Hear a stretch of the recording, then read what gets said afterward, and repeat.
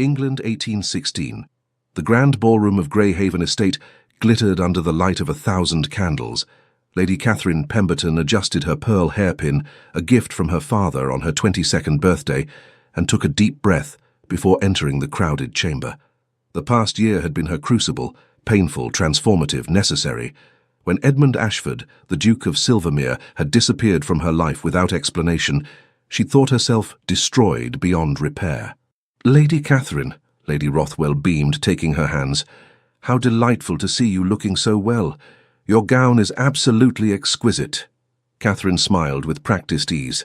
"Thank you for your kind invitation, Lady Rothwell. Your annual spring ball is always the highlight of the season." The pale blue silk of Catherine's gown rustled softly as she moved through the crowd. Several familiar faces nodded respectfully in her direction.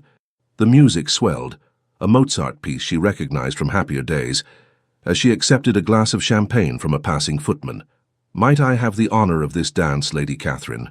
She turned to find Mr. James Howard, the second son of the Earl of Bainbridge, offering his hand. His kind eyes and genuine smile had been a steady comfort in recent months. "With pleasure, Mr. Howard," she replied, setting down her untouched champagne. As they joined the other couples for the quadrille, Catherine allowed herself a moment of quiet pride. She had survived. The woman who had once wept until dawn, who had barely eaten for weeks, who had refused to leave her chambers, that fragile creature was gone.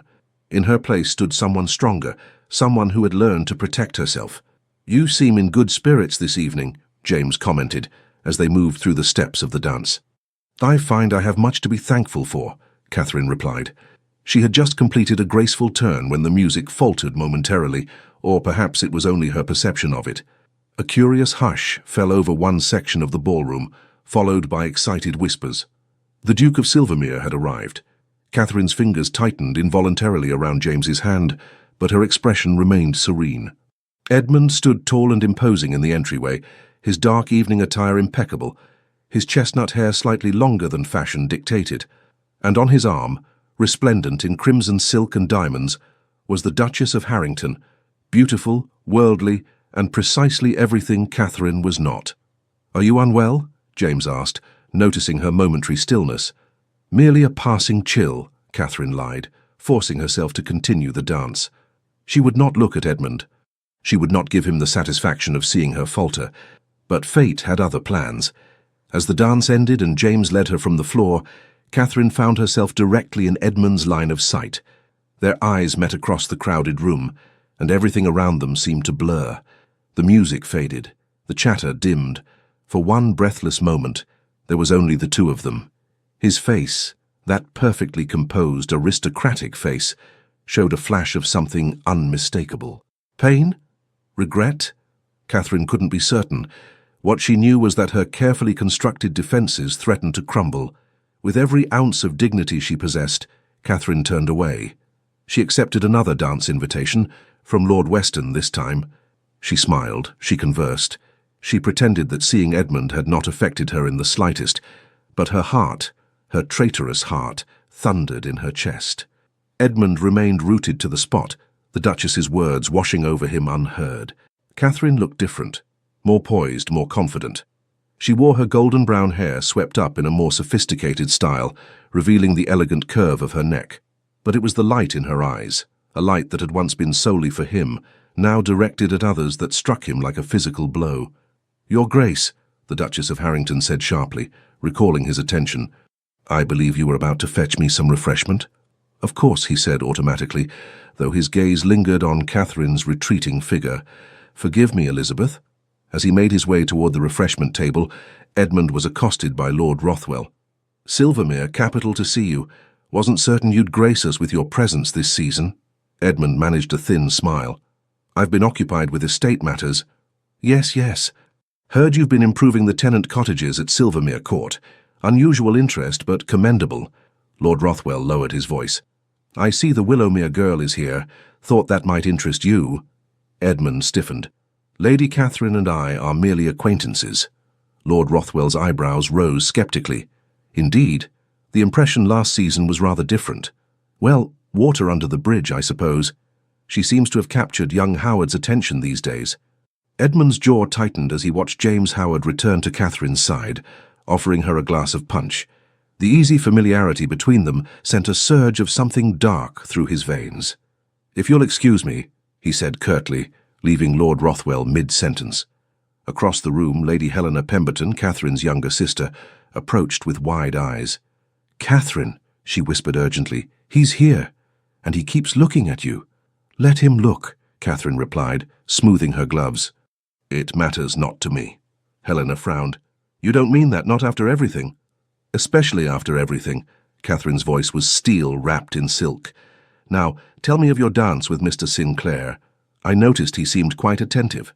As the evening progressed, Catherine and Edmund orbited each other like celestial bodies, never coming closer than propriety demanded, yet acutely aware of the other's presence. She laughed at James Howard's jokes. He escorted the Duchess around the room. Both performed their roles flawlessly, until the Duchess deliberately steered Edmund toward the corner where Catherine stood with Helena and James. "Lady Catherine," the Duchess purred, "how delightful to see you again. It's been an age." Catherine curtsied perfectly. "Your Grace, I trust you're enjoying the season." "Immensely." The Duchess's smile was predatory as she placed her hand possessively on Edmund's arm. "The Duke has been kind enough to escort me to several events. Haven't you, Edmund?" The use of his Christian name, a deliberate display of intimacy, hung in the air between them. Edmund cleared his throat. "Lady Catherine, Lady Helena." His voice, deep and familiar, sent an unwelcome shiver down Catherine's spine. "I hope you are both well." "Exceedingly," Catherine replied, her gaze level. "Mr. Howard has been regaling us with tales of his recent journey to Italy. Most fascinating." James, sensing the tension, stepped forward. "Your Grace, I believe we've not been formally introduced." James Howard. As the men exchanged pleasantries, Helena whispered in Catherine's ear, "Breathe, dear sister. You look as though you might shatter." Indeed, Catherine felt as though she might.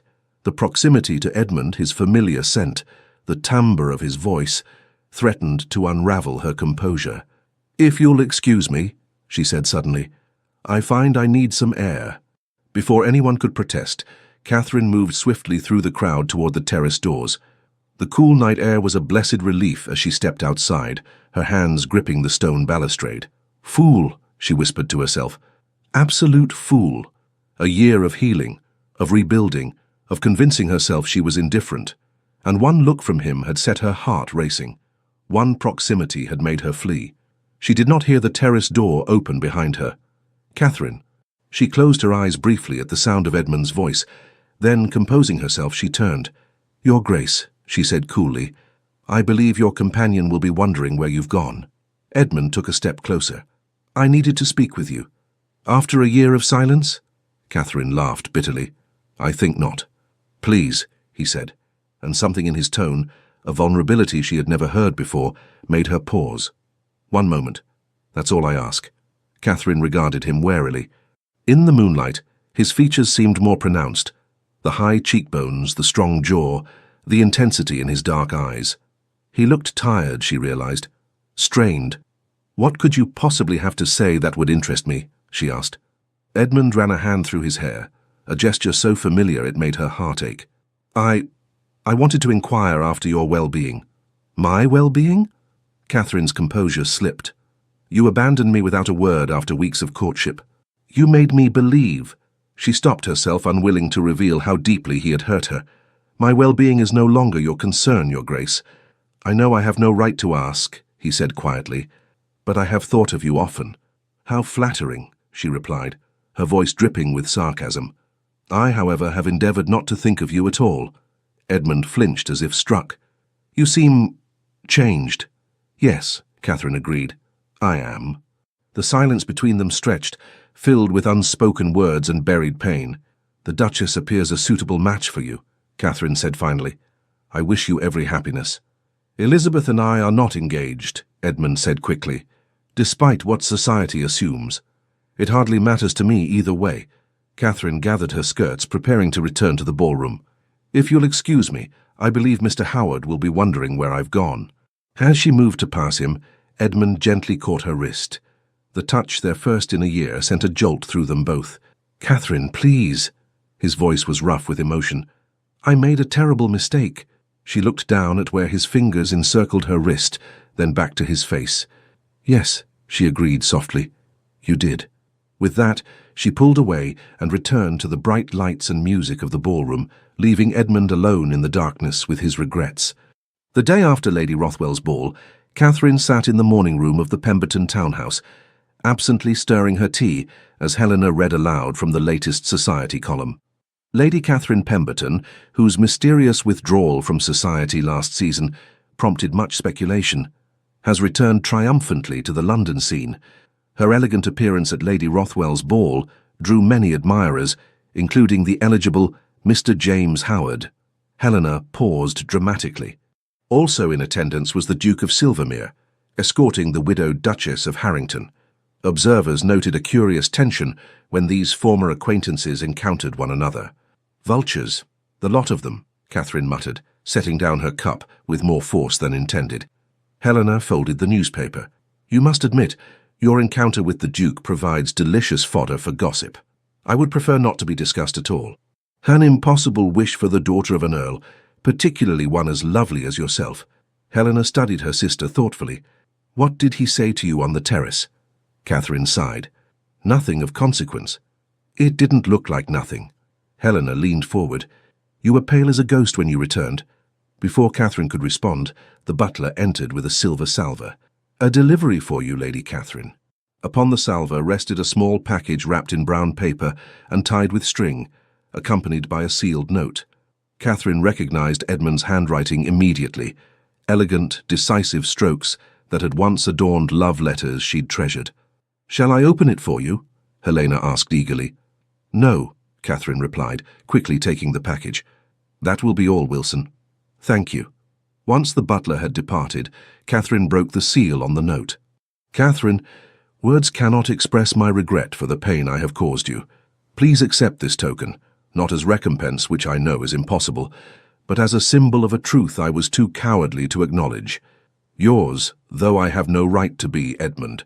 With trembling fingers, Catherine unwrapped the package to reveal a small leather-bound volume of Wordsworth's poetry, the same collection they had discussed during their walks in Hyde Park. Inside, a pressed forget-me-not marked a particular poem they had once read together beneath an ancient oak tree. How terribly romantic, Helena sighed, reading over Catherine's shoulder. Will you see him? Catherine closed the book firmly. Certainly not. A paltry gift changes nothing. But, Helena, please. Catherine's voice was strained. He had his chance. He made his choice. I will not be made a fool of twice. Yet despite her words, Catherine carefully placed the book in her desk drawer, rather than discarding it. That afternoon, a visitor was announced. Not Edmund, as part of Catherine had feared and hoped, but James Howard. Mr. Howard, Catherine greeted him in the drawing room. What a pleasant surprise, James bowed. Lady Catherine, I hope I'm not intruding. Not at all. Helena and I were just discussing plans for the Forsyths musicale tomorrow evening. James hesitated, then said, Actually, I was hoping to speak with you privately, if I may. Catherine glanced at Helena, who rose with a knowing smile. I suddenly recall urgent correspondence that requires my attention, if you'll excuse me.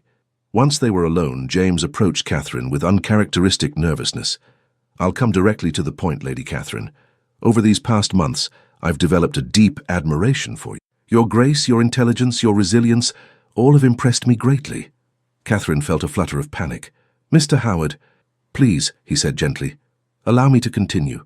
I understand you suffered a disappointment last season. I have no wish to press unwelcome attentions upon you, but I would be honored if you would consider me as someone who might, in time, earn your affection. Catherine regarded him with genuine fondness. James Howard was everything Edmund was not. Steady, transparent, uncomplicated. A sensible woman would accept his suit without hesitation. You do me great honor, Mr. Howard, she said carefully, and I value your friendship immensely. But I must be honest, my heart is not yet, that is, I cannot in good conscience encourage hopes I'm uncertain I can fulfill. Rather than disappointment, James's expression showed understanding. I appreciate your candor. I ask only that you not dismiss the possibility entirely. I would never wish to mislead you, Catherine said, touched by his maturity. Then we shall continue as friends, James said. And perhaps, with time. He left the sentence unfinished, but his meaning was clear. As he took his leave, Catherine felt a complex mixture of emotions. James offered safety, respect, affection. Why then did the prospect of accepting him fill her with such melancholy? Later that evening, the Earl of Willowmere summoned Catherine to his study, a rare occurrence that immediately put her on alert. "Father," she said, entering the book-lined room where he sat behind an imposing mahogany desk. "You wish to see me?" The Earl, a distinguished man in his early 60s, gestured for her to sit. "I've had a visitor today," he said without preamble. "The Duke of Silvermere." Catherine stiffened. "Indeed?" "He requested a private audience, most unusual given the circumstances." "And what did His Grace want?" Catherine asked, struggling to keep her voice even. The Earl studied his daughter carefully. "He asked for my permission to court you properly, said there had been a misunderstanding last season that he wished to rectify." "A misunderstanding?" Catherine repeated incredulously. "Is that what he calls it?" "I reminded him that he had forfeited any claim to your attention when he disappeared without explanation." The Earl's tone was severe. "I also informed him that Mr. Howard has shown serious interest in you." Catherine's cheeks flushed. "James spoke to you." "He did. A respectable young man with excellent prospects." The Earl leaned forward. "Catherine, I have never interfered in your choice of husband. Your happiness is paramount to me. But I would be remiss as a father if I did not caution you against trusting Silvermere again." "You need not worry," Catherine assured him. "I have no intention of allowing the Duke to dupe me a second time." The Earl nodded, seemingly satisfied. "I told him as much. However, he was most insistent, said he would not rest until he had explained himself to you fully." The Earl sighed. "I confess, I have never seen a man, particularly one of his station, so determined. He mentioned something about circumstances beyond his control, though he refused to elaborate to me." Catherine's heart betrayed her with a traitorous leap. "What did you tell him?" "That the decision was yours to make." The Earl's expression softened. "You are no longer a child, Catherine. I trust your judgment, even if I fear for your heart." The following evening at the Forsyths' musicale, Catherine was acutely aware of being the subject of curious glances and whispered conversations. News of both James's interest and Edmund's visit to her father had evidently spread throughout society. She was seated between Helena and their cousin, Lady Sophia Russell, when a hush fell over the gathering. Edmund had entered the music room, alone this time, his tall figure commanding attention without effort. "Goodness," Sophia whispered, "the Duke without his Duchess. How unexpected." "She is not his Duchess," Catherine whispered back, then immediately regretted revealing her knowledge. Sophia's eyes widened with interest. "Indeed, one might be forgiven for assuming otherwise, given their constant companionship." "I neither know nor care about the Duke's arrangements," Catherine said firmly. But she could not help noticing that Edmund stood apart from the other guests, his posture tense, his gaze occasionally seeking hers across the room. When their eyes inevitably met, he inclined his head slightly in acknowledgement. Catherine merely turned her attention back to the young lady at the pianoforte. After the performance, as guests mingled during refreshments, Catherine found herself cornered by the Duchess of Harrington. "Lady Catherine," the Duchess said, her voice honeyed but her eyes sharp. "I've been hoping for a moment alone with you." Catherine curtsied. "Your Grace, I did not see you arrive. I came separately from the Duke tonight." The Duchess smiled thinly. "He seems rather distracted of late. Since Lady Rothwell's ball, in fact." Catherine maintained her composure. "I cannot imagine why that would concern me." "Can you not?" The Duchess stepped closer. "Let me be direct, my dear. Edmund and I have an understanding. He may be experiencing some nostalgia regarding your previous acquaintance, but I assure you it is nothing more. If you have an understanding with the Duke, then it is to him you should speak," Catherine replied evenly. "Excuse me." As she attempted to move past, the Duchess caught her arm. "He will be mine," she hissed, her composure slipping momentarily. "Do not delude yourself into thinking otherwise." Before Catherine could respond, a deep voice interrupted. "Is everything all right, ladies?" Edmund stood beside them, his expression guarded, but his eyes fixed on where the Duchess's fingers dug into Catherine's arm. The Duchess immediately released her grip, her demeanour transforming. "Edmund, darling, Lady Catherine and I were just becoming better acquainted." "Were you indeed?" His tone suggested he believed otherwise. "Lady Catherine, I believe your sister is looking for you." Grateful for the excuse, Catherine nodded stiffly. "Your Grace, Duchess." She departed swiftly, her heart pounding. She had nearly reached Helena when Edmund appeared at her side. "A moment, please," he said quietly. "In the library. It's important."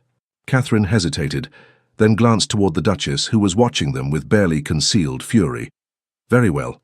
2 minutes." The Forsyths' library was blessedly empty.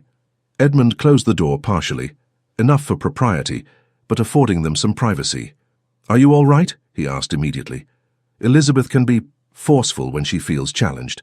"I am perfectly capable of handling the Duchess," Catherine replied, "though I fail to understand why she considers me a challenge, given your apparent understanding." Edmund's jaw tightened. "There is no understanding. Elizabeth has chosen to interpret certain courtesies as more meaningful than they are." "Your personal arrangements are none of my concern," Catherine said dismissively. "Why have you brought me here?" Edmund ran a hand through his hair in that familiar gesture that still made her heart constrict. "I visited your father yesterday." "Yes, he informed me. Most presumptuous of you." "Catherine," Edmund's voice was strained, "I know I have no right to ask for a second chance, but I must explain what happened last year." "Must you?" Catherine folded her arms protectively across her chest. "I believe your actions made your feelings perfectly clear." "No," he said with sudden vehemence. "They did not." He took a deep breath. "When I left, it was not because I didn't care for you. It was because I cared too much." Catherine laughed incredulously. "What a novel excuse. You abandoned me because you cared too deeply. How convenient." "It's the truth," he insisted. "I received news, devastating news, that made me believe I had no right to pursue you." "What news could possibly justify such cruelty?" Catherine demanded.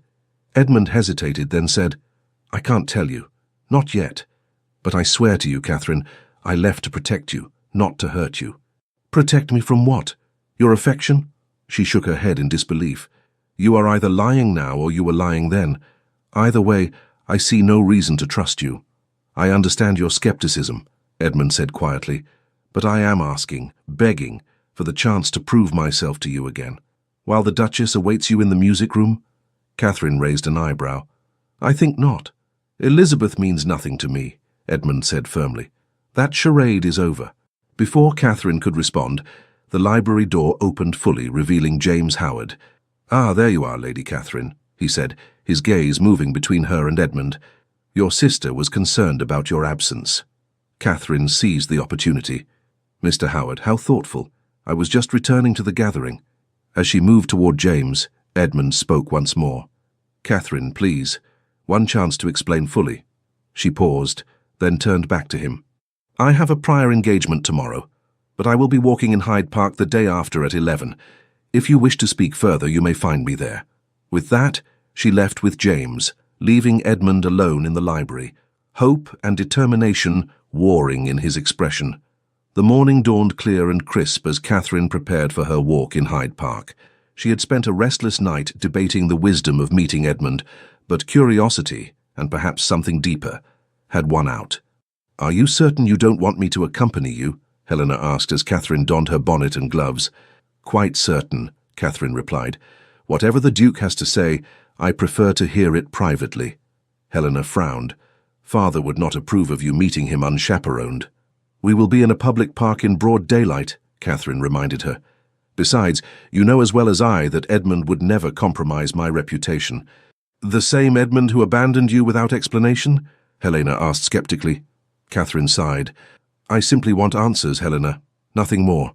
But as she entered the park and saw Edmund waiting by the ornamental lake, Catherine was forced to acknowledge that her feelings were far more complicated than a simple desire for closure. He stood tall and straight, without the usual trappings of his status, no valet, no fine carriage waiting nearby. His greatcoat was of excellent quality but understated, and he held his hat in his hands rather than wearing it, revealing hair slightly tousled by the breeze. When he spotted her, his expression transformed from anxiety to relief. "You came," he said simply. "I said I would," Catherine replied. "I keep my promises." The implied criticism was not lost on him. "Shall we walk?" They strolled in silence for several minutes, following the gravel path around the lake. Finally, Edmund spoke. Do you remember when we first met? At Lady Winchester's dinner party? Catherine nodded stiffly. You were seated beside me and spoke hardly a word all evening. I thought you insufferably proud. A small smile touched his lips. I was terrified. You were so beautiful, so self-possessed. I couldn't think of a single intelligent thing to say. You found your voice eventually, Catherine observed, particularly during those walks we took. The happiest hours of my life, Edmund said quietly. Catherine stopped walking. Why did you leave, Edmund? The truth this time. He gazed out over the water, gathering his thoughts.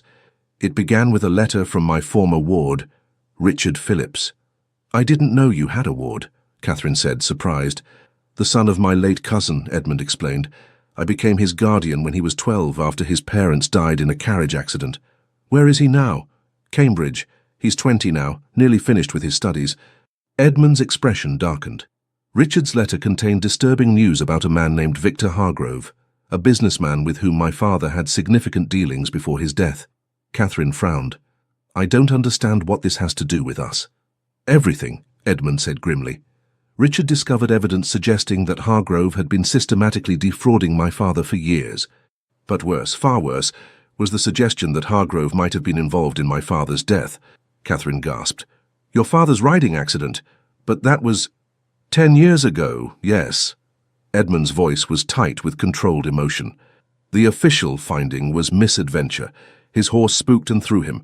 But Richard uncovered correspondence indicating my father had confronted Hargrove about financial discrepancies just days before his death. Edmund, that's horrifying, Catherine said, genuine concern overriding her reserve. But why didn't you tell me? He turned to face her fully. Because of who Victor Hargrove is. He's the Duchess of Harrington's uncle and her financial advisor. Catherine's eyes widened as the pieces began to fall into place. So your sudden interest in Elizabeth was never interest, Edmund said firmly. It was investigation. I needed to get close enough to discover if she was involved in her uncle's schemes. And is she? Edmund hesitated. I don't believe so. Elizabeth is ambitious and calculating, but I found no evidence linking her directly to Hargrove's crimes. Catherine processed this information slowly. But why cut me off completely? Why not simply tell me the truth? Because Hargrove is dangerous, Edmund said, his voice dropping. When I began looking into his affairs, there was an incident, a warning. My carriage was deliberately run off the road on my return from Silvermere Court. The driver was injured, though I escaped unharmed. Catherine's hand flew to her mouth. Heavens! You might have been killed. Indeed. Edmund's expression was grim. And the message was clear. Hargrove knew I was investigating him, and he would stop at nothing to prevent it. So you pushed me away to protect me, Catherine murmured, understanding dawning. I couldn't bear the thought of you being harmed because of me, Edmund said fervently. If Hargrove had discovered my feelings for you, you would have become a target. I thought it would be better for you to hate me than to be in danger. Catherine was silent for a long moment, absorbing his words. You had no right to make that decision for me. I know, Edmund admitted. It was arrogant and misguided, but I was terrified, Catherine. Not for myself, but for you. And now? Why tell me all this now? Because it's over, Edmund said with quiet triumph. 3 weeks ago, Hargrove was arrested for fraud and embezzlement. Richard and I provided the authorities with evidence of his crimes. He's currently awaiting trial, with no possibility of release. And the suspicions about your father's death. Edmund's expression darkened. Still unproven, unfortunately, but Hargrove will spend the rest of his life in prison for his financial crimes, at least. Catherine digested this information slowly. So your courting of the Duchess, a necessary deception to gain access to her household and potentially her uncle's papers, Edmund confirmed. Not my proudest moment, but effective. Does she know? That I used our connection to investigate her uncle? Not explicitly, though I suspect she has realized by now. Edmund's mouth twisted wryly. Elizabeth is many things, but not a fool. They resumed walking, their pace slower, more thoughtful. I understand your reasoning, Catherine said finally, but I cannot forget the pain of your abandonment. For a year I believed I meant nothing to you. You meant everything, Edmund said with sudden passion. You still do. Every day away from you was torture, but I would endure it again if it meant keeping you safe. Catherine stopped once more, turning to face him fully. I admire your protection of Richard and your pursuit of justice for your father. But Edmund, don't you see? Your fundamental mistake was not trusting me with the truth. You made decisions about my life, about us, without giving me any choice in the matter. Edmund's shoulders slumped slightly as the truth of her words hit home. You're right. I was so focused on protecting you physically that I never considered the emotional harm I was causing. It was unconscionable. Yes, Catherine agreed. It was. Can you ever forgive me? He asked, his voice rough with emotion. Catherine gazed up at him, seeing the anguish in his eyes, the genuine remorse in his expression. Forgiveness may be possible, she said carefully. Trust is harder to rebuild. A ray of hope appeared in Edmund's eyes. Then you'll allow me to try? I make no promises, Catherine warned, and if you ever deceive me again for any reason, even with the noblest intentions, we will be finished. Permanently. I understand, Edmund said solemnly. Complete honesty, always. As they continued their walk, a comfortable silence fell between them, not the easy intimacy they had once shared, but no longer the tense hostility of recent days either. When they parted at the park gates, Edmund asked, Will you be attending Lady Sinclair's dinner tomorrow evening? Yes, Catherine replied. Helena is particularly looking forward to it. Then perhaps, might I call on you beforehand? There is something I would like to show you. Documents that corroborate my story. Catherine hesitated, then nodded. Very well, 3 o'clock. As Catherine returned home, her mind whirled with conflicting emotions. Edmund's explanation made sense of his inexplicable behavior, but the wound of his abandonment had cut deep. Could she truly trust him again? Her contemplation was interrupted by the discovery that James Howard awaited her in the drawing room. Mr. Howard, she greeted him with genuine warmth, tinged with unease. This is unexpected. James rose, bowing slightly. Forgive the intrusion. I was passing and thought I might inquire if you would honor me with your company at the Sinclair dinner tomorrow. Catherine's conscience pricked her. James had been nothing but kind and attentive during her recovery from heartbreak. He deserved honesty. Mr. Howard, James, she began gently, I must be forthright with you. The Duke of Silvermere has explained certain circumstances that complicate matters. James's expression fell slightly, though he maintained his composure. I see. May I ask if these explanations have altered your feelings toward him? I'm not entirely certain, Catherine admitted. The situation is complex. James nodded slowly. I appreciate your candor, Lady Catherine. Know that my regard for you remains unchanged. Should you decide that the Duke's explanations are insufficient, I hope you will remember that not all men are so inconstant in their affections. His quiet dignity moved Catherine deeply. You are a good man, James Howard. Any woman would be fortunate to receive your attentions. After James departed, Catherine found her father in his study, intent upon some estate correspondence. Papa, she said, using the childhood address that had largely given way to the more formal father as she matured. Might I speak with you? The Earl set aside his papers, giving her his full attention. Of course, my dear. You seem troubled. Catherine took a deep breath and recounted Edmund's explanation, watching her father's expression shift from skepticism to concern to grudging understanding. When she finished, the Earl was silent for a long moment.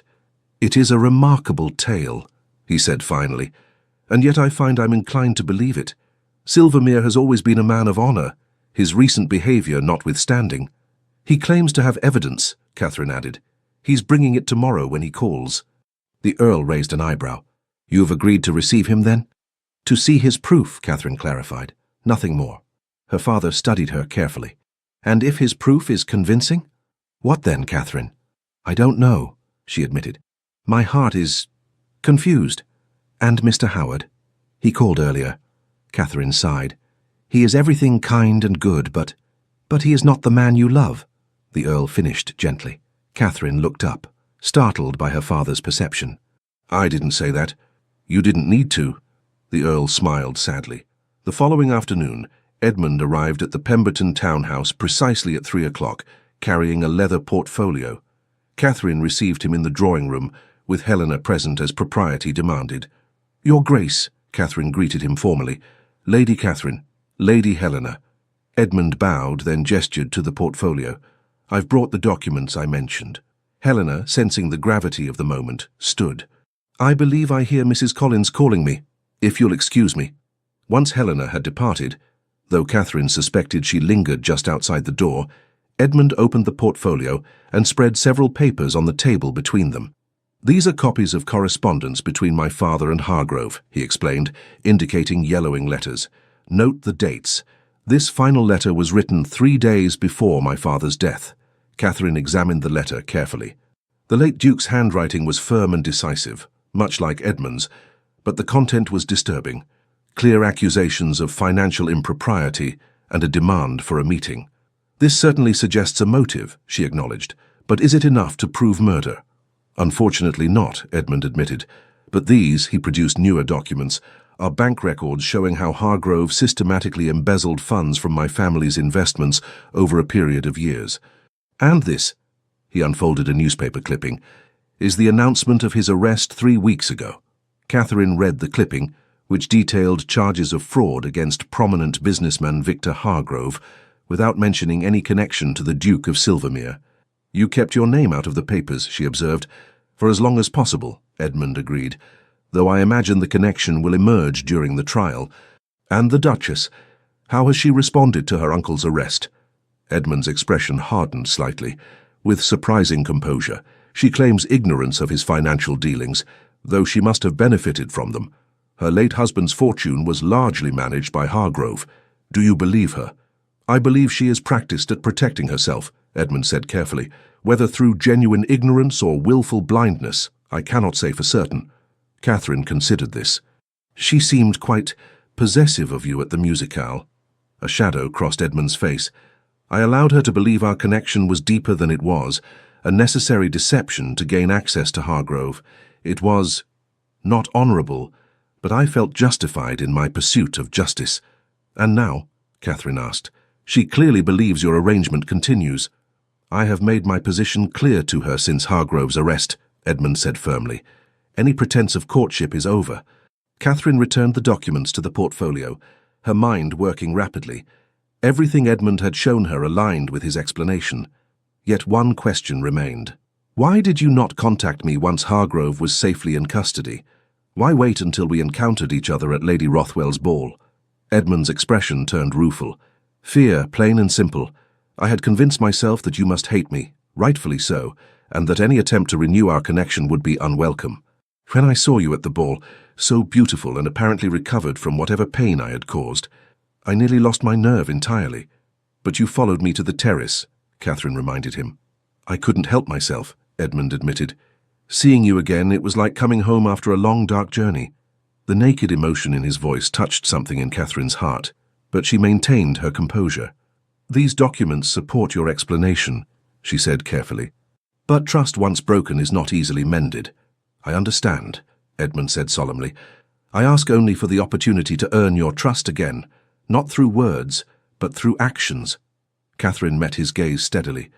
"Actions speak louder than words indeed. We shall see what yours reveal, Your Grace." Edmund rose to leave, recognizing that he had been granted no firm promise, merely the chance to prove himself. At the drawing-room door, he paused.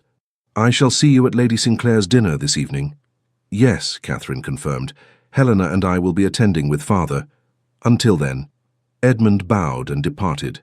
Helena reappeared almost immediately. "Well? Was his explanation satisfactory?" Catherine sighed. "It was plausible, and supported by evidence." "So you believe him?" "I believe he thought he was protecting me," Catherine said carefully, "but his method of protection caused great pain." Helena sat beside her sister. "The question now is whether you can forgive him." "Forgiveness is one thing," Catherine replied. "Trust is another matter entirely." "But you care for him still," Helena observed shrewdly. Catherine closed her eyes briefly. "Much as I wish otherwise, yes." Later that evening, the Pemberton carriage delivered Catherine, Helena, and the Earl to Lady Sinclair's elegant townhouse in Mayfair. The dinner was a relatively intimate affair by London standards. Only 20 guests gathered in the opulent dining room. Catherine found herself seated between an elderly viscount and a visiting Italian count, with James Howard directly across from her. Edmund, she noted with both relief and disappointment, was positioned at the far end of the table beside Lady Sinclair herself. Throughout the meal, Catherine maintained pleasant conversation with her dining companions, though she was acutely aware of Edmund's occasional glances in her direction. James, too, watched her with quiet attentiveness, his expression betraying his continued hope. The situation grew more complicated when the ladies withdrew to the drawing room, leaving the gentlemen to their port and cigars. The Duchess of Harrington immediately approached Catherine, her smile brittle. "Lady Catherine," she said smoothly, "such a pleasure to see you again. I understand the Duke called upon you yesterday." Catherine met the Duchess's gaze calmly. "Yes, Your Grace. He had some business matters to discuss with my father." "How interesting," the Duchess replied, her tone suggesting she believed otherwise. "Edmund has been most distracted lately. I fear his judgment may be impaired by sentiment." "The Duke strikes me as a man who knows his own mind," Catherine countered. The Duchess leaned closer, lowering her voice. "Let me be plain, my dear. Edmund and I have a long-standing arrangement that will culminate in marriage. His recent nostalgia regarding your previous acquaintance changes nothing." Before Catherine could respond, Lady Helena intervened. "Duchess, I believe Lady Sinclair is asking for your opinion on the new draperies. She values your exquisite taste." With a final pointed look at Catherine, the Duchess glided away. "That woman is a viper," Helena muttered. "What did she want?" "To stake her claim," Catherine replied, "though I suspect it's a claim based more on wishful thinking than reality." When the gentlemen rejoined the ladies, Edmund made his way directly to Catherine's side. "May I get you some refreshment?" he asked politely. "Thank you, no," Catherine replied, conscious of the Duchess's narrowed eyes from across the room. Edmund followed her gaze. "Pay her no mind. Elizabeth's pride is wounded, but she will recover." "She seems quite convinced of your imminent engagement," Catherine observed. Edmund's expression hardened. "Then she labours under a misapprehension I have repeatedly tried to correct." Their conversation was interrupted by the arrival of James Howard. "Lady Catherine," he greeted her warmly, "I wonder if I might claim your attention for a moment." Edmund stiffened, but nodded politely to James, before withdrawing to speak with Lord Sinclair. "You seem troubled," James said once Edmund had moved away. "Is there anything I can do?" Catherine smiled gratefully at his concern. "You are kind, as always. But no, this is something I must resolve myself." "The Duke's explanation was satisfactory, then?" James asked, his expression carefully neutral. "It was compelling," Catherine admitted, "though trust is not so easily restored." James nodded thoughtfully. "I understand. But know that whatever you decide, I value your friendship above all." His sincere goodness made Catherine's heart ache. In a simpler world, she might have loved this man who offered such steady devotion. The evening progressed with music and conversation, but an underlying tension persisted. The Duchess continued to hover near Edmund, making her claim apparent to all observers. Edmund, for his part, maintained polite distance while seeking opportunities to speak with Catherine. When the Pembertons prepared to depart, Edmund approached Catherine once more. "Might I call on you tomorrow?" he asked quietly. "There is something I wish to discuss." Catherine hesitated, aware of the Duchess watching them intently. "I shall be home at 2 o'clock, she finally agreed. The following day brought grey skies and a persistent drizzle that matched Catherine's uncertain mood. She had spent a restless night weighing Edmund's explanation against her lingering hurt, trying to determine if her heart could risk trusting him again. At precisely 2 o'clock, Edmund was announced. He entered the drawing room with an air of determination, his greatcoat still damp from the rain.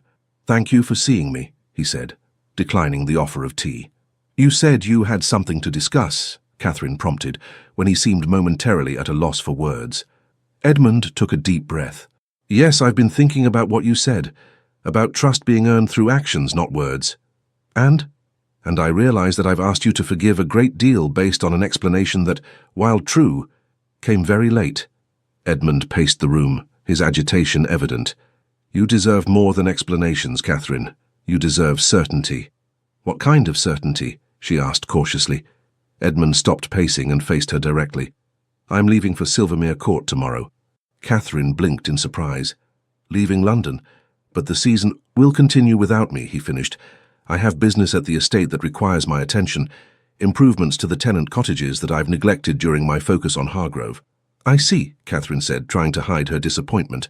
"Then this is farewell." "No," Edmund said quickly. "It's an invitation."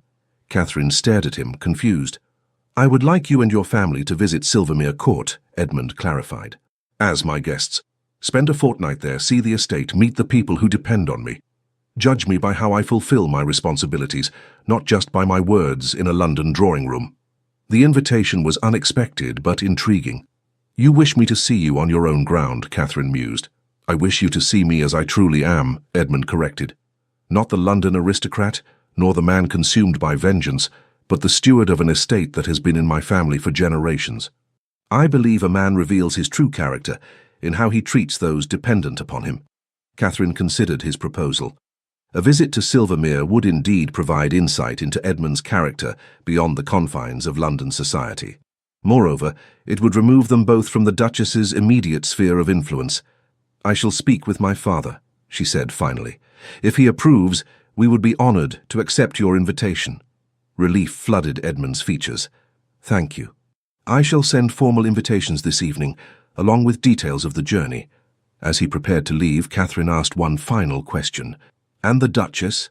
What will she make of your sudden departure?" Edmund's expression was resolute. "Elizabeth's expectations are not my concern. My focus now is on proving myself worthy of your trust, Catherine. Everything else is secondary." After consulting with her father, who approved of the visit with certain stipulations regarding propriety, Catherine found herself facing a new dilemma: how to inform James Howard of their impending departure. The opportunity came the following morning when James called at the Pemberton townhouse. "You're leaving London?" he asked, his disappointment evident when Catherine explained their plans. "Only for a fortnight," she assured him. "Father believes the country air will benefit Helena, who has been somewhat pale lately." James was too perceptive to be fooled. "And the Duke's estate happens to be your chosen destination." Catherine met his gaze honestly. "Yes, I need to understand certain matters more clearly." "You're giving him another chance," James said, not as a question, but as a statement of fact. "I'm seeking answers," Catherine clarified. "Whether those answers lead to reconciliation or final closure remains to be seen." James nodded slowly. "I respect your honesty, Lady Catherine. Few would be so forthright." "You deserve nothing less," she replied sincerely. "Your friendship has meant a great deal to me." "And I shall remain your friend whatever you decide," James promised, though the shadow in his eyes belied the cost of that promise to him. As James took his leave, Catherine was struck by the contrast between the two men who sought her affection, one who had hurt her deeply, but whose explanation, if true, suggested a love so profound he would sacrifice his own happiness for her safety; the other who offered steady, uncomplicated devotion that had never wavered. Why then did her heart still lean toward Edmund, despite the pain he had caused? 3 days later, the Pembertons' travelling carriage departed London, bound for Silvermere Court in Derbyshire. Catherine watched the city recede, aware that she was journeying toward a decision that would shape her future. Silvermere Court rose majestically against the backdrop of rolling Derbyshire hills, its pale stone glowing warmly in the late afternoon sun. As the Pembertons' carriage approached the imposing estate, Catherine felt a flutter of nervous anticipation. This was Edmund's ancestral home, the heart of his responsibilities, and the true measure of the man he had become. "Gracious," Helena breathed, leaning forward to get a better view. "It's magnificent." The Earl nodded appreciatively. "One of the finest estates in the county, by all accounts." Edmund himself met them in the grand entrance hall, dressed not in the formal attire of London, but in the practical clothing of a country gentleman. His face lit up at the sight of Catherine, though he maintained a proper distance as he welcomed them. "Lord Willowmere, Lady Catherine, Lady Helena, welcome to Silvermere Court. I trust your journey was comfortable." "Quite satisfactory, thank you," the Earl replied. "A fine property you have here, Silvermere." "Thank you, sir. It's been in my family for 15 generations. Edmund's pride was evident not in arrogance, but in his clear sense of responsibility. "I hope you'll allow me to show you some of its features during your stay." The housekeeper, Mrs. Hodges, a dignified woman in her 50s, stepped forward to escort them to their rooms. "Everything has been prepared according to His Grace's instructions. If you require anything at all, please don't hesitate to ask." As Catherine followed Mrs. Hodges up the grand staircase, she caught Edmund's eye. The intensity of his gaze, hopeful, anxious, determined, reminded her of why she had accepted this invitation. She was here to discover the truth of his character, beyond words and explanations. Her chambers were spacious and elegant, with large windows overlooking the formal gardens, and beyond them the shimmering surface of the lake that gave the estate its name. Fresh flowers adorned every surface, and a fire crackled cheerfully in the grate.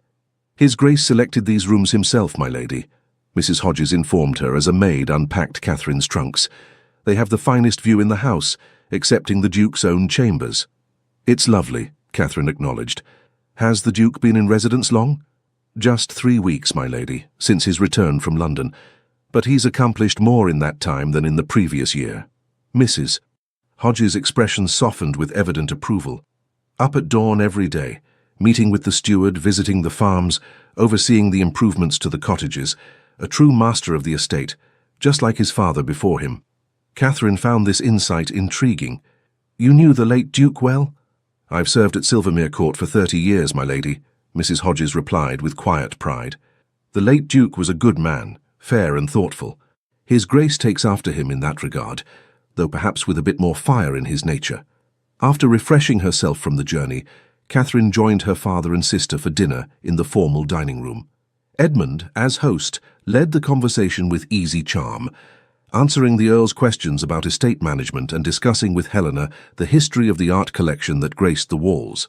"Tomorrow, if the weather permits," Edmund said as they enjoyed dessert, "I thought we might tour the home farm and see the cottage improvements, unless you would prefer to rest after your journey?" "Not at all," the Earl responded. "I'm most interested in your agricultural methods. I understand you've implemented some innovations at Silvermere." "Modest improvements only," Edmund said modestly. "My steward, Mr. Thornton, deserves most of the credit." Catherine observed Edmund carefully throughout the evening.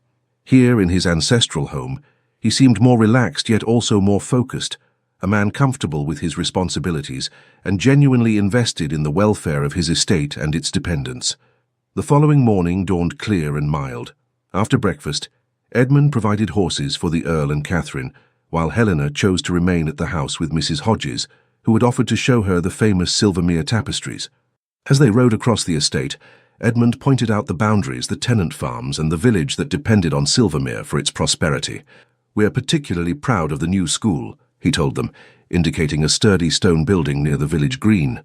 "Built last year and expanded this spring to accommodate more children." "You fund education for the tenants' children?" Catherine asked, impressed. "Of course," Edmund replied, as if it were the most natural thing in the world. "An educated workforce benefits everyone, and every child deserves the opportunity to develop their mind." The Earl nodded approvingly. "A progressive view, Your Grace." "Not all landowners share it." They continued to the row of stone cottages where workmen were busy installing new windows and repairing roofs. "These improvements were long overdue," Edmund admitted as they dismounted to inspect the work more closely.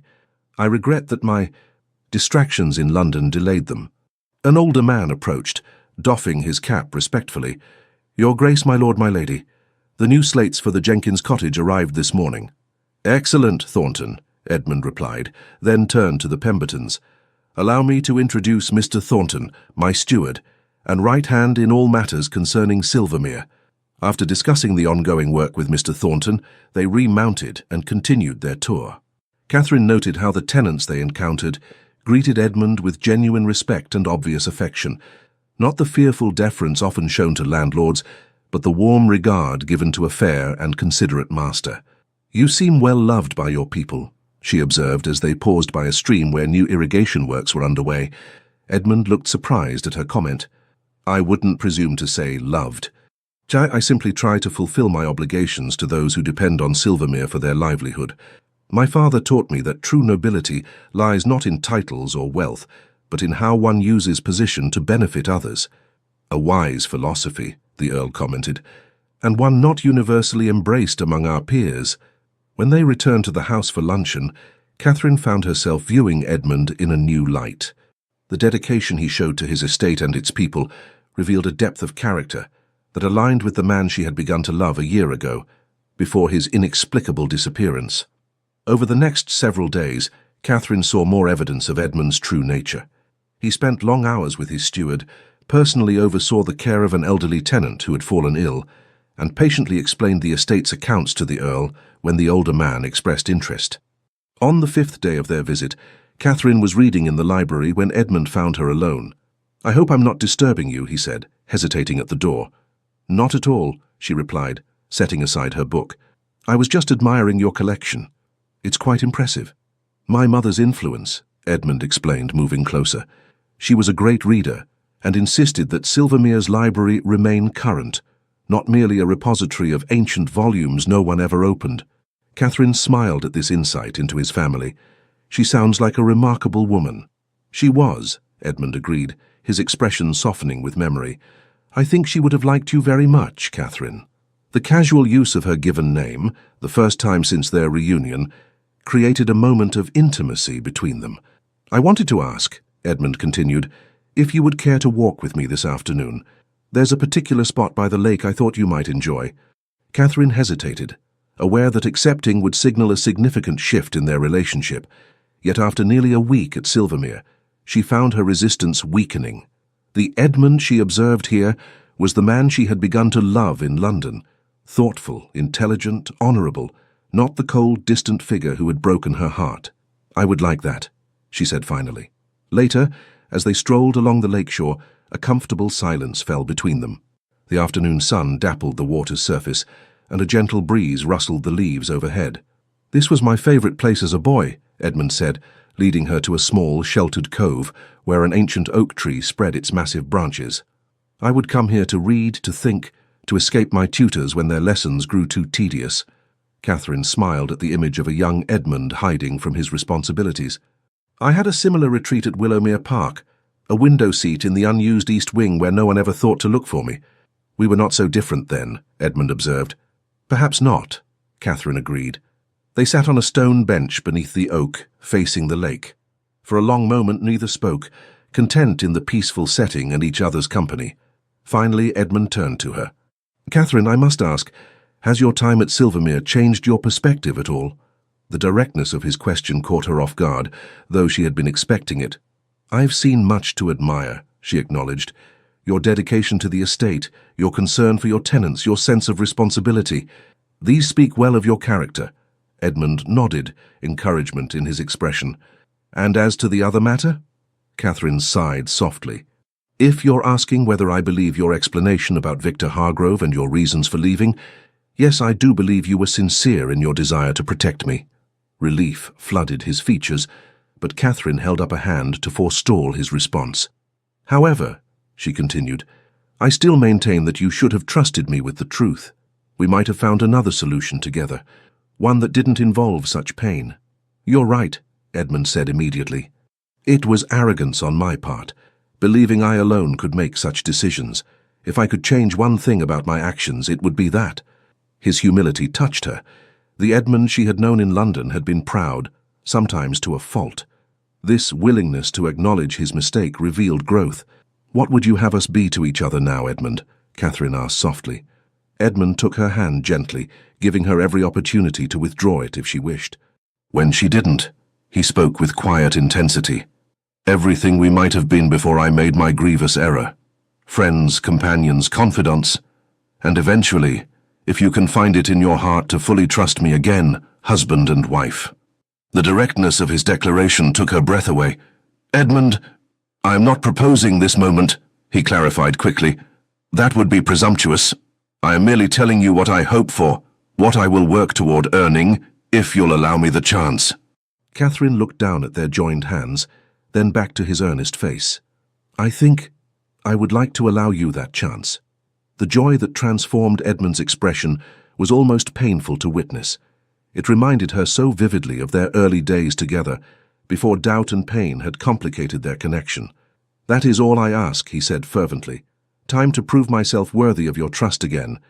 As they walked back to the house, maintaining a proper distance but with hearts considerably lighter, Catherine reflected on the journey that had brought them to this point.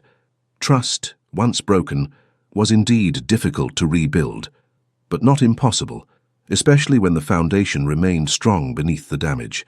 The following days brought a deeper sense of comfort between them. They rode together in the mornings, Edmund showing Catherine his favourite places on the estate. In the evenings, he played chess with the Earl while Catherine and Helena provided music on the pianoforte and harp respectively. It was during one such evening, as Catherine played a particularly moving Beethoven sonata, that she glanced up to find Edmund watching her with such unguarded tenderness that her fingers faltered momentarily on the keys. The intensity of his gaze, the openness of his admiration, these were the qualities that had drawn her to him initially, now restored after the coldness that had preceded their separation. On the 9th day of their visit, a messenger arrived from London bearing letters for both Edmund and the Earl. As the gentlemen retired to the library to review their correspondence, Helena seized the opportunity to speak privately with her sister. "Well," she demanded once they were alone in the morning room, "are you and the Duke reconciled? The way he looks at you suggests he believes so." Catherine smiled at her sister's directness. "We are finding our way back to an understanding." "So you've forgiven him?" Helena persisted. "I believe his explanation," Catherine clarified, "and I acknowledge the honorable intentions behind his misguided actions. As for complete forgiveness, I'm not certain such things can be rushed." "But you love him still," Helena stated with the confidence of one who knew her sister well. Catherine sighed softly. "I never stopped loving him, Helena. That was the true difficulty." Their conversation was interrupted by the return of Edmund and the Earl, both wearing grave expressions. "Is something amiss?" Catherine asked, immediately concerned. The Earl handed her a letter. "From your cousin Sophia. It seems London society has noticed our absence and drawn its own conclusions." Catherine scanned the letter quickly, her cheeks flushing at Sophia's blunt recounting of the latest gossip, that the Duke of Silvermere had lured Lady Catherine Pemberton to his country estate to make amends for his previous abandonment, that an engagement announcement was imminent, and that the Duchess of Harrington was beside herself with fury at being so thoroughly displaced.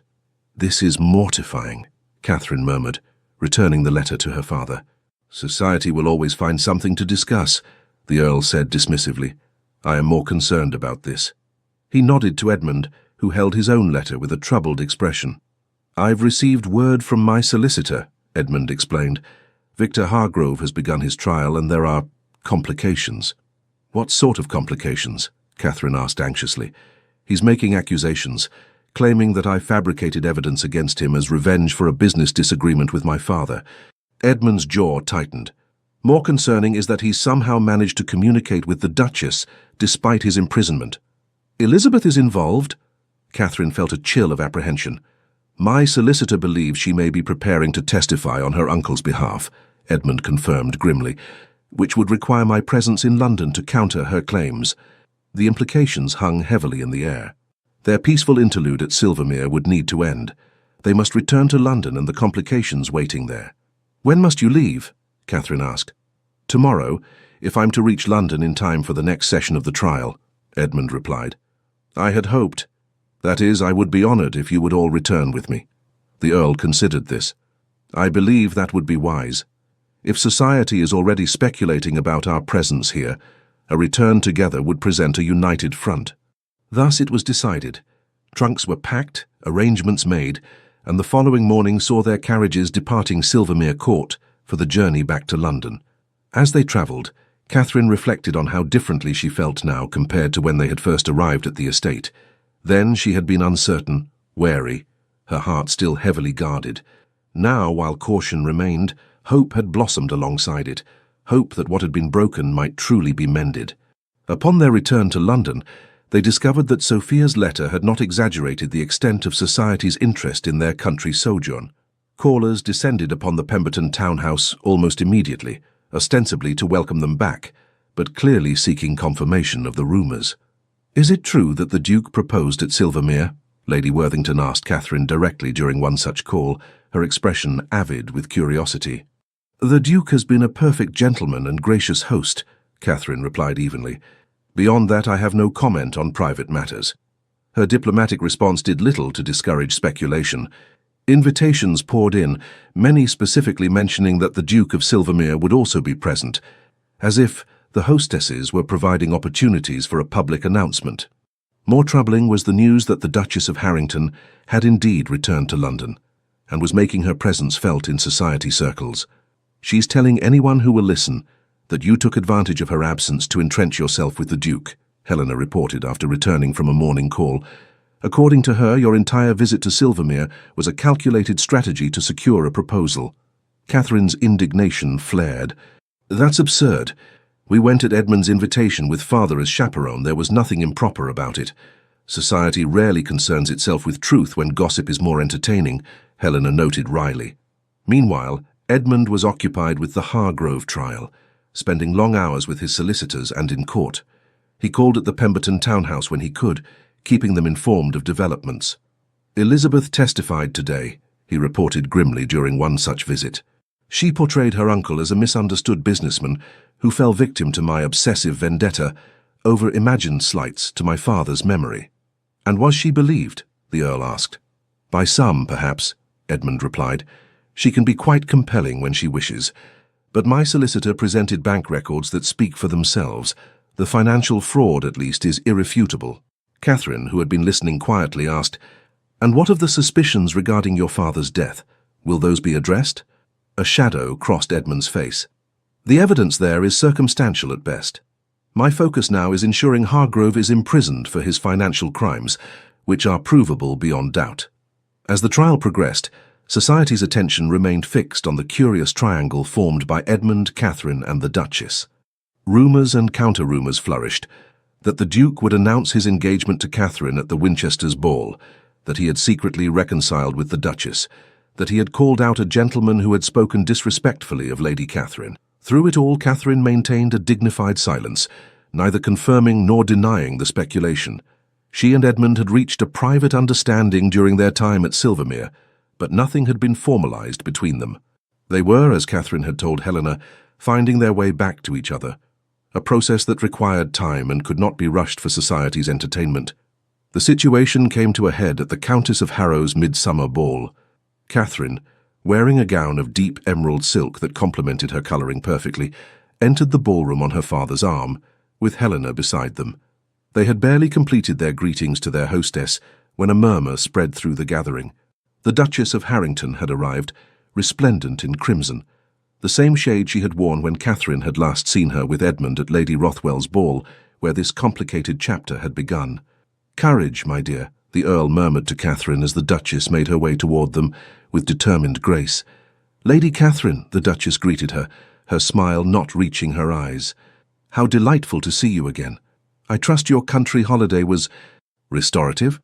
Quite refreshing, thank you, Catherine replied evenly. Silvermere Court is a magnificent estate. Yes, I recall it well from my previous visits, the Duchess said, the implication clear in her tone. Edmund was most attentive in showing me its particular charms. Catherine refused to rise to the bait. His Grace is justifiably proud of his ancestral home. Indeed, the Duchess's smile sharpened. Speaking of His Grace, I believe he will be arriving shortly. We have much to discuss regarding recent events. Before Catherine could respond, a footman announced new arrivals and Edmund entered the ballroom. His gaze immediately sought Catherine, a smile forming as he spotted her. The Duchess, noting the direction of his attention, stiffened slightly. If you'll excuse me, Catherine said politely, I promised Lady Winchester I would speak with her this evening. As she moved away, she felt the Duchess's gaze boring into her back. The woman clearly considered Catherine a rival and was prepared to fight for what she believed was rightfully hers. Catherine had just reached Lady Winchester when Edmund appeared at her side. Lady Catherine, he greeted her formally, though his eyes conveyed a warmer message. You look beautiful tonight. Thank you, Your Grace, she replied, acutely aware of the curious gazes directed their way. How went the proceedings today? Edmund's expression grew more serious. The evidence was compelling. I believe the jury will deliver a verdict soon, perhaps as early as tomorrow. That must be a relief after such a long pursuit of justice. It will be, Edmund agreed, though not the complete justice I had hoped for regarding my father. Their conversation was interrupted by the arrival of James Howard, who had been conspicuously absent from society gatherings since the Pembertons' return from Derbyshire. Lady Catherine, he greeted her with genuine warmth. You are a vision this evening. Mr. Howard, Catherine replied, pleased to see him despite the complexity his presence added to the situation. It's been too long. James bowed to Edmund. Your Grace, I understand congratulations may soon be in order regarding the Hargrove trial. We remain hopeful, Edmund acknowledged, studying James with a mixture of respect and wariness. An awkward silence fell, broken by the orchestra beginning a waltz. "Lady Catherine," Edmund said, offering his hand, "would you honour me with this dance?" Aware of the many eyes upon them, including those of the Duchess and James Howard, Catherine placed her gloved hand in Edmund's. "I would be delighted, Your Grace." As they took their positions on the dance floor, Catherine noted the subtle shift in the atmosphere. Society had been waiting for a public indication of their relationship status since their return from Silvermere, and this dance would certainly be interpreted as significant. Edmund guided her skillfully through the waltz, his hand warm and secure at her waist. Despite the crowded ballroom, Catherine felt as though they were somehow alone, cocooned in the music and the rhythm of their steps. "You've been avoiding me these past few days," Edmund said quietly, his voice pitched for her ears alone. "Not avoiding," Catherine corrected, "merely giving you space to focus on the trial. It seemed more important than other matters." Edmund's gaze was intense. "Nothing is more important to me than setting things right between us, Catherine." Her heart quickened at his words, but she maintained her composure. "And the Duchess? She seems quite determined to stake her claim." "Elizabeth has no claim," Edmund said firmly. "I've made that abundantly clear to her, though she chooses not to accept it." "She told me of her visits to Silvermere," Catherine said carefully. "She implied a certain intimacy between you." Edmund's expression darkened. "She visited once with her uncle before I began investigating Hargrove. Any implied intimacy exists solely in her imagination." As the dance ended, Edmund retained her hand a moment longer than strictly necessary. "Catherine, there is something I must ask you." But his words were cut short by the arrival of the Duchess herself, who approached with the air of one reclaiming her territory. "Edmund, darling," she purred, placing a possessive hand on his arm. "You promised me this next dance, remember?" Edmund's jaw tightened almost imperceptibly. "I made no such promise, Elizabeth." The Duchess's smile remained fixed, though her eyes hardened. "Perhaps I misunderstood. Nevertheless, Lady Harrow was just saying how delightful it would be to see us dance together, for old time's sake." Catherine, recognizing the awkward position Edmund was in, stepped back slightly. "I should return to my father in any case. Thank you for the dance, Your Grace." Edmund looked as though he might protest, but propriety demanded otherwise. With a slight bow to Catherine, he reluctantly allowed the Duchess to lead him back to the dance floor. Catherine watched them for a moment, the Duchess radiant in her triumph, Edmund stiff with barely concealed irritation, before making her way to where her father stood with Lord Winchester. "Catherine, my dear," the Earl said as she approached, "I was just discussing with Lord Winchester the possibility of extending our stay in London through August. What do you think?" The question caught her by surprise. "I thought we planned to return to Willowmere Park after the season's end." "Plans can change," the Earl replied meaningfully, his gaze shifting briefly to where Edmund danced with the Duchess. "There may be reasons to remain in town a while longer." Catherine understood her father's implication. Despite the gossip and speculation, no formal understanding had yet been established between her and Edmund. If she wished to see where their renewed connection might lead, remaining in London would be necessary. "I defer to your judgment, father," she said diplomatically. The Earl smiled knowingly. "Very well, we shall stay through August at least." Later that evening, as Catherine stood with Helena near the refreshment table, James Howard approached them. "Lady Helena, might I borrow your sister for a brief promenade around the room?" he asked. Helena, ever perceptive, nodded graciously and engaged Lady Forsyth in conversation, allowing Catherine and James a moment of relative privacy. "You seem happy," James observed as they walked slowly along the perimeter of the ballroom. "Happier than when you left for Derbyshire." Catherine glanced at him, touched by his genuine concern for her well-being, despite his obvious feelings. "I am more at peace, perhaps." "The Duke has made amends, then?"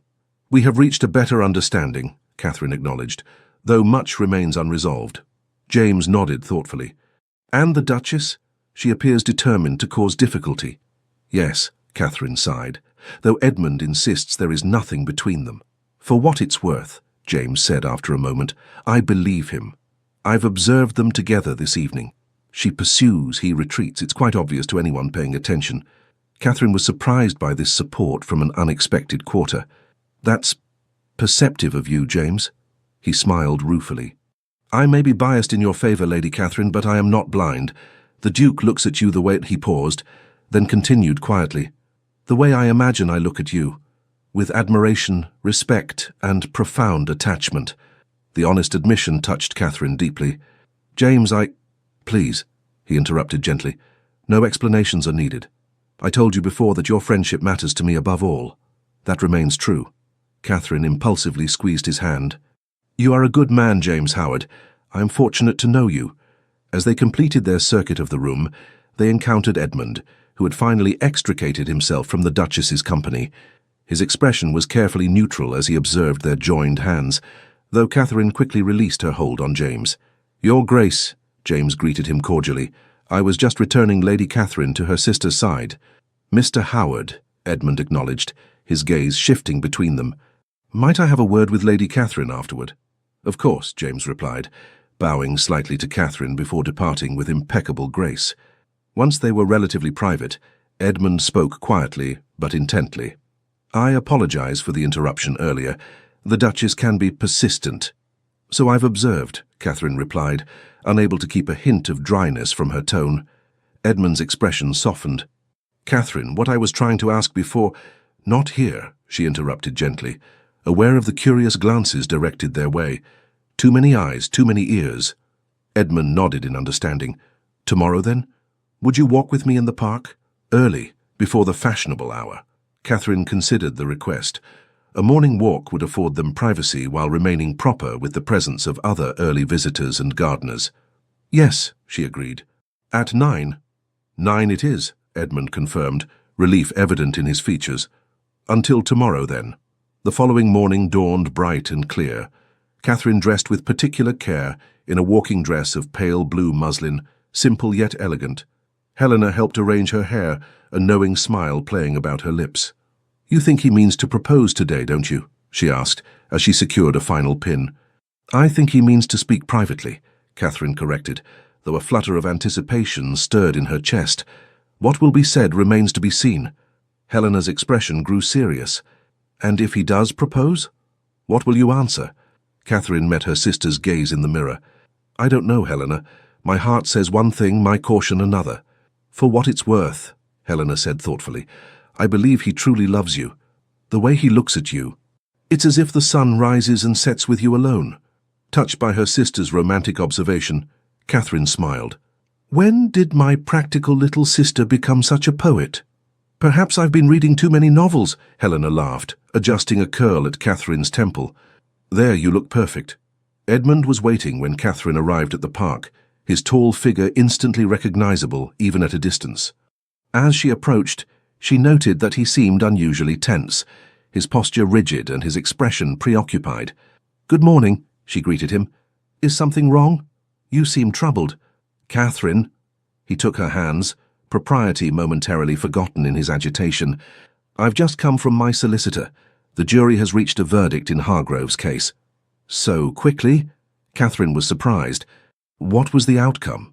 "Guilty on all charges of fraud and embezzlement," Edmund replied, satisfaction evident in his tone. "He's to be imprisoned for 15 years. "That's wonderful news," Catherine said warmly. "You must be relieved." "I am," Edmund agreed, "but there's more. During final testimony yesterday, new evidence emerged, evidence I wasn't aware of until this morning." "Regarding your father's death?" Catherine guessed, noting the mixture of emotions playing across Edmund's features. "Yes." Edmund guided her to a secluded bench beneath a spreading elm tree. One of Hargrove's former clerks came forward. He testified that Hargrove had paid a groom to tamper with my father's saddle before his fatal ride. Catherine gasped. So it truly was murder, not an accident. Not precisely murder in the legal sense. The clerk couldn't prove Hargrove intended death rather than injury, but certainly criminal interference that resulted in death. Edmund's voice was tight with controlled emotion. "The groom in question died years ago, so his testimony is lost, but the clerk's evidence was enough to add a charge of criminal negligence causing death to Hargrove's sentence." "Oh, Edmund," Catherine squeezed his hands. "I'm so sorry about your father, but grateful that justice has finally been served." Edmund nodded, his expression clearing slightly. "It feels like the conclusion of a chapter that's been unfinished for too long. My father can rest easier now, and I—" He paused, meeting her gaze directly. "I can look to the future instead of the past." The significance of his words hung in the air between them.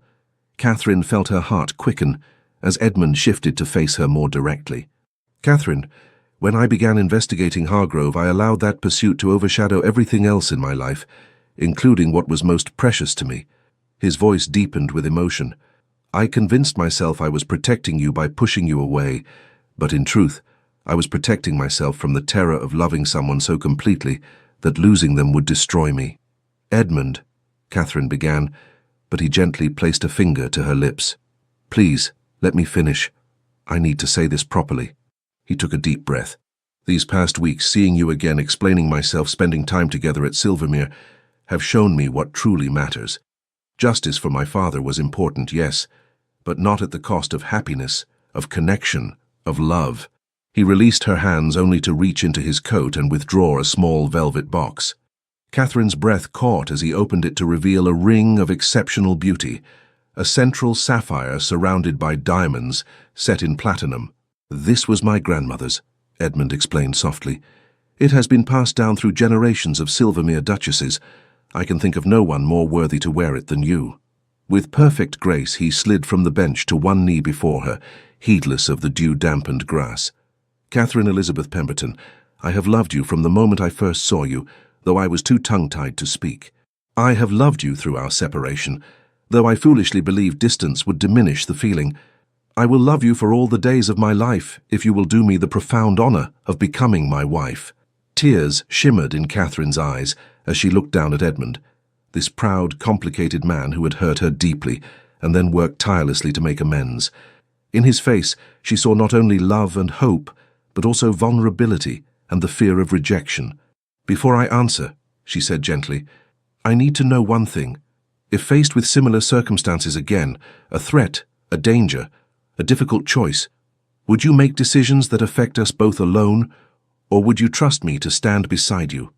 Edmund's gaze never wavered. "I would trust you with everything, my fears, my doubts, my vulnerabilities. I have learned that true protection comes not from pushing away those we love, but from standing together against whatever challenges arise." His answer, so honest and complete, dissolved the last of Catherine's reservations. "Then yes, Edmund Ashford, I will marry you. Not because you are a duke, or because society expects it, but because I love you, the man you truly are beneath the title." Joy transformed Edmund's features as he slipped the ring onto her finger, then rose to sit beside her once more. With tender reverence, he cupped her face in his hands and kissed her, a kiss that spoke of promises kept and a future shared. When they finally parted, Catherine smiled through happy tears. "We should return. Father will be waiting for your formal request." Edmund nodded, helping her to her feet. "And after that, I thought perhaps we might announce our engagement at Lady Winchester's dinner tomorrow evening." "That seems fitting," Catherine agreed, "though I imagine the Duchess will not take the news well." Edmund's expression turned serious. "Elizabeth has already departed London. My solicitor informed me this morning that she left for her country estate immediately after hearing the verdict in her uncle's case. I suspect we've seen the last of her in society circles for some time." Relief washed over Catherine. While she had never truly doubted Edmund's feelings, the Duchess's persistent presence had been a shadow over their renewed connection. As they walked back through the park, arm in arm, Catherine reflected on the journey that had brought them to this moment. A year ago, heartbroken and bewildered by Edmund's abandonment, she could never have imagined that they would find their way back to each other. That explanation, understanding, and forgiveness would heal what had been broken. Yet here they were, bound not only by love but by a deeper appreciation for what that love entailed. Trust, honesty, partnership in all things. The Earl received their news with evident satisfaction, granting his blessing immediately. "I've watched you these past weeks, Silvermere," he said as Edmund made his formal request. "You've proven yourself a man of principle and integrity, despite past mistakes. I entrust my daughter's happiness to you gladly." Helena, upon hearing the news, embraced her sister with unrestrained joy. "I knew it. From the moment he looked at you at Lady Rothwell's ball, I knew this day would come." The announcement at Lady Winchester's dinner the following evening created precisely the sensation they had anticipated. Congratulations poured in, along with knowing smiles from those who claimed to have suspected all along that a reconciliation was imminent. James Howard approached the newly engaged couple with genuine goodwill, though Catherine detected a hint of sadness behind his smile.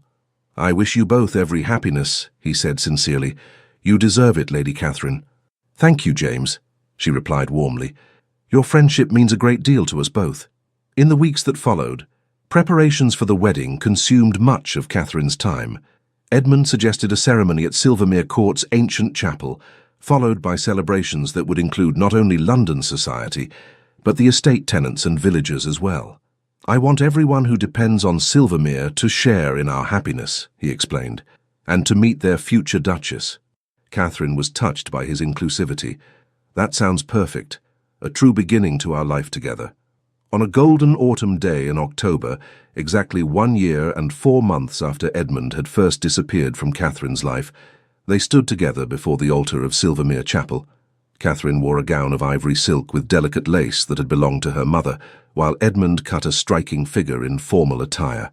As they spoke their vows, promises of love, fidelity and partnership, Catherine felt the last vestiges of past hurt dissolve, replaced by the certainty that what had once been broken had been remade stronger than before. "I, Edmund James Ashford, take thee, Catherine Elizabeth Pemberton, to be my wedded wife." Edmund's voice was steady and clear, his gaze never leaving hers. "To have and to hold from this day forward, for better, for worse, for richer, for poorer, in sickness and in health to love and to cherish, till death us do part." When Catherine repeated her vows, her voice rang with equal conviction.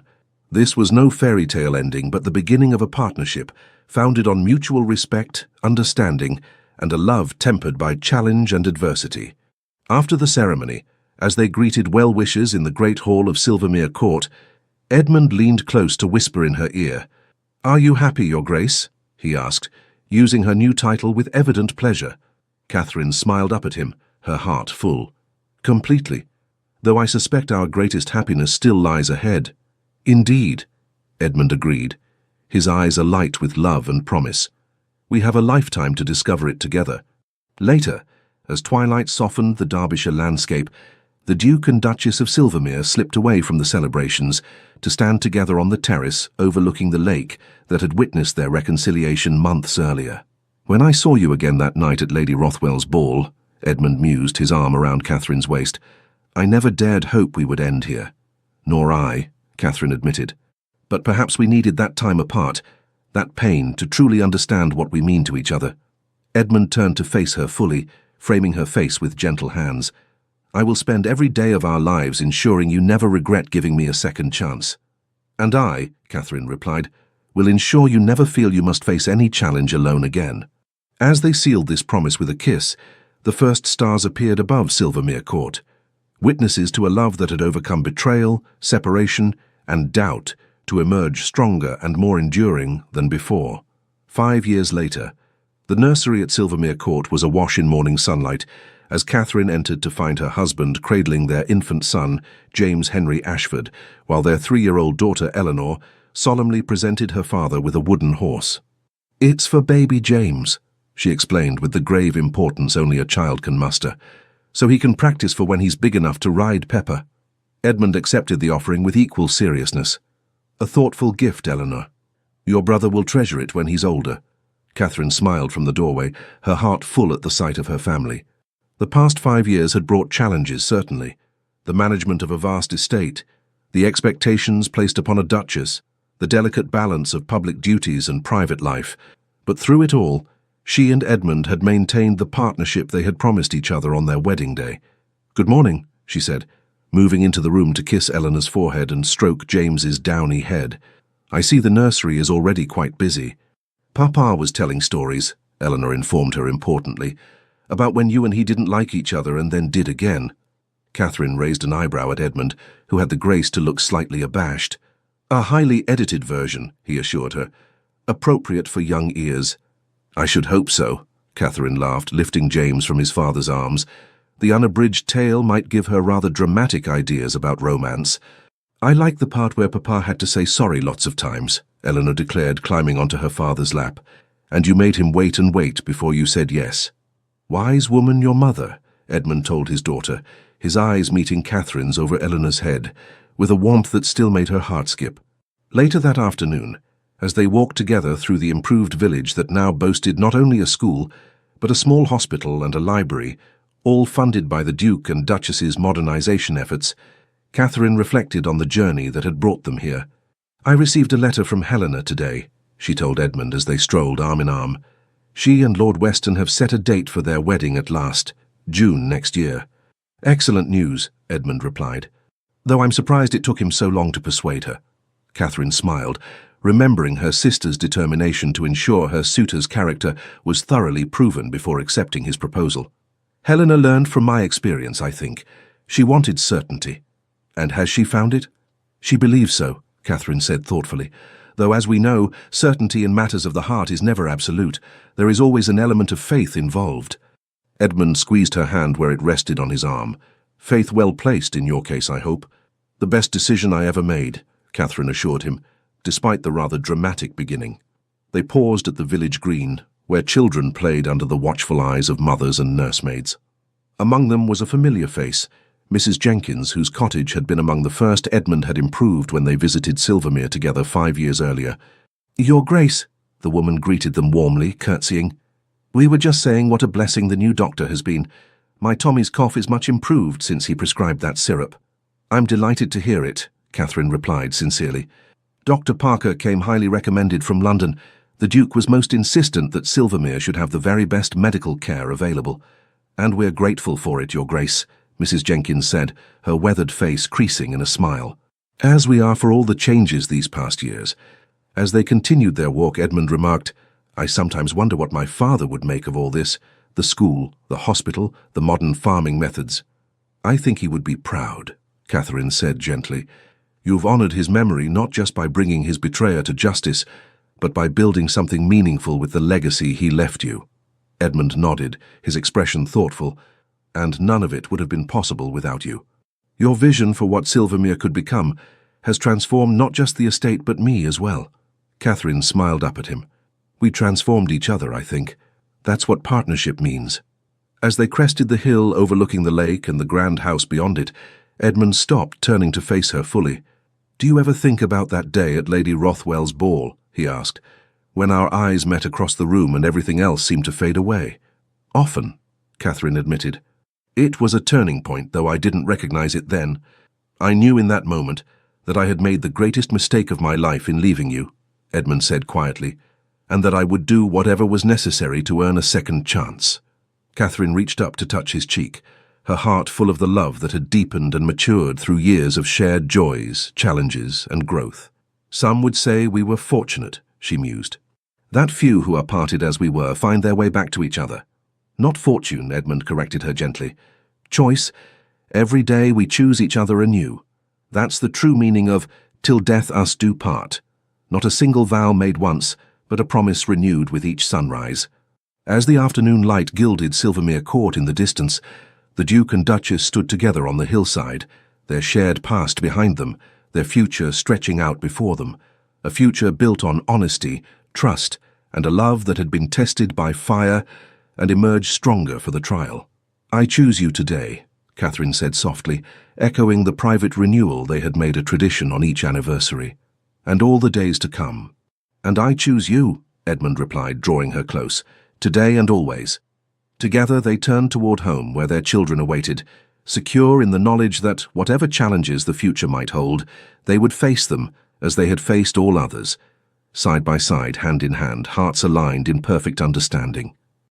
The end. Dear listeners, we hope you've enjoyed another unforgettable story. If by the end of this journey your heart feels lighter, your soul more at peace, and your spirit gently uplifted, then we've done our job well. Every tale we share is lovingly crafted to offer you not just romance, but also a moment of rest, reflection, and hope. We always aim to contribute something positive through our stories, and we're so grateful to have you with us. Thank you for being here. Until our next story, with all our gratitude. Legends of the Fall Team.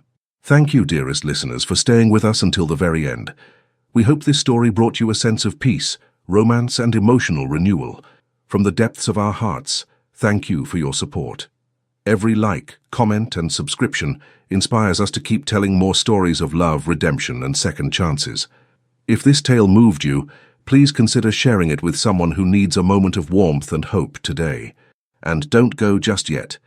At the end of this video, you'll find a new story recommendation waiting for you. Click it and let yourself be swept away once more. With love and gratitude, the Legends of the Fall team.